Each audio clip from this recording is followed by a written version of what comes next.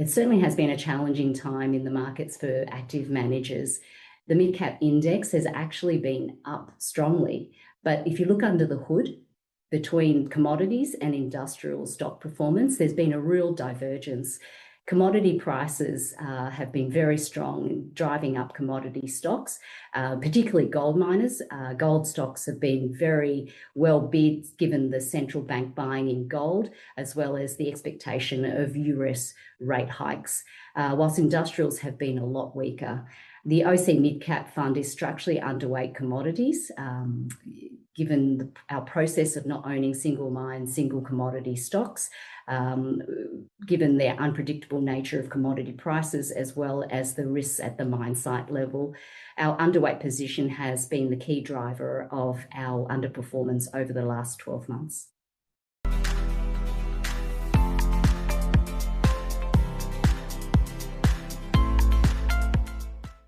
Yeah, the markets have certainly weakened since the start of the Iran conflict.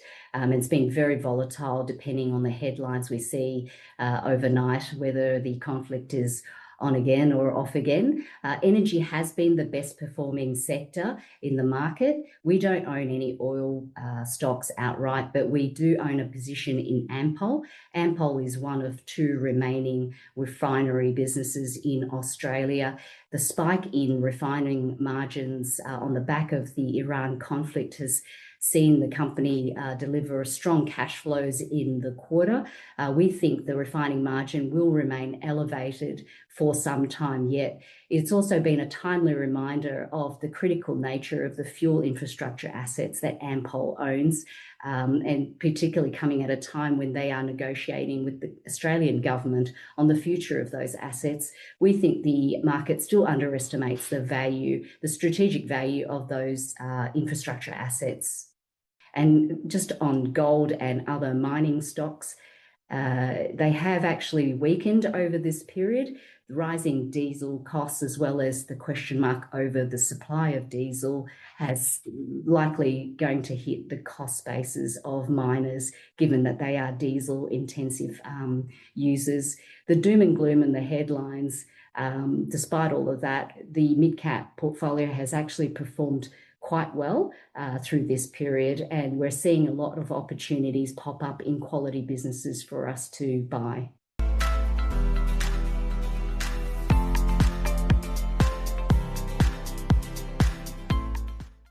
Yeah, certainly there's been a sharp sell-off in the tech sector on the back of AI disruption concerns.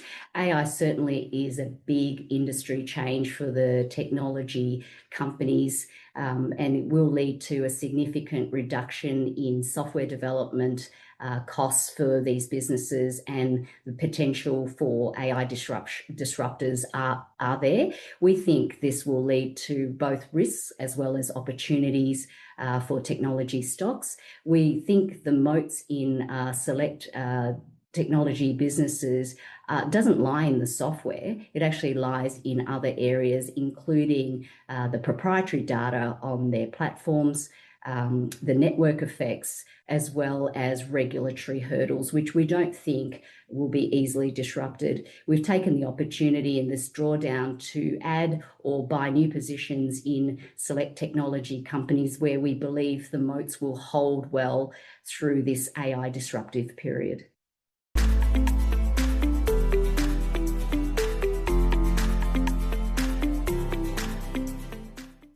A couple of stocks we've topped up on include Xero and TechnologyOne. Just starting with Xero. Xero is a cloud accounting software business servicing this SME market. They have strong and growing positions in ANZ market, the UK, as well as the US. We think the AI disruption risk is a bit overstated given the strength of the drawdown and the strength of the D-rate in the share price. We think the moats in the business include the proprietary data, as well as the depth of the knowledge in the workflow for accountants and bookkeepers, as well as SMEs. They also have very strong distribution relationships with accountants and bookkeepers, which are very difficult to replicate. Increasingly, we're seeing that the AI companies Anthropic as well as OpenAI are choosing to partner with software businesses rather than compete against them. Xero have partnered recently with both OpenAI and Anthropic, and this will lead to increasing AI capability within the Xero platform itself, as well as efficiency benefits in their business, being able to produce products at a faster pace. On TechnologyOne, we've added to our position in TechnologyOne. TechnologyOne is an ERP software provider focused on the education as well as local government segment. It's mission critical software and has very high switching costs, so very difficult to rip out any ERP software in an organisation. We believe that the proprietary data that runs through the ERP platform, as well as the knowledge of the workflow and the sticky nature of the customer base, will mean it's very difficult to disrupt TechnologyOne. TechnologyOne themselves have actually seen an acceleration of growth in their business on the back of AI. They're finding that customers want to buy more modules of TechnologyOne to accelerate their AI capability within their organisation. The other thing we like about the business is the strong management team.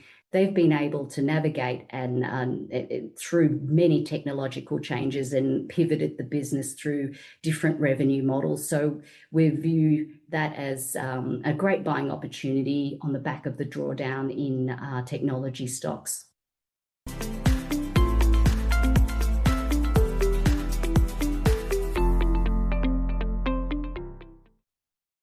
We have been concerned about inflation for some time in the Australian market now, even before the Iran conflict. The market is currently pricing 2 more rate hikes from the RBA, given the strength in the economy, as well as rising inflation fears. In this environment, we prefer to own companies that have more defensive as well as structural growth drivers, strong balance sheets, and as well as strong management teams. In times of market dislocation, it often throws up the best buying opportunities for the patient investor on a medium to long-term basis. And history shows us that you should stay invested through the cycles, as the recovery cycle or the recovery phase in the market often delivers them the highest returns for patient investors. We think the mid-cap portfolio is really well set up to navigate through this volatility and should deliver good returns for our investors over a medium to long-term basis.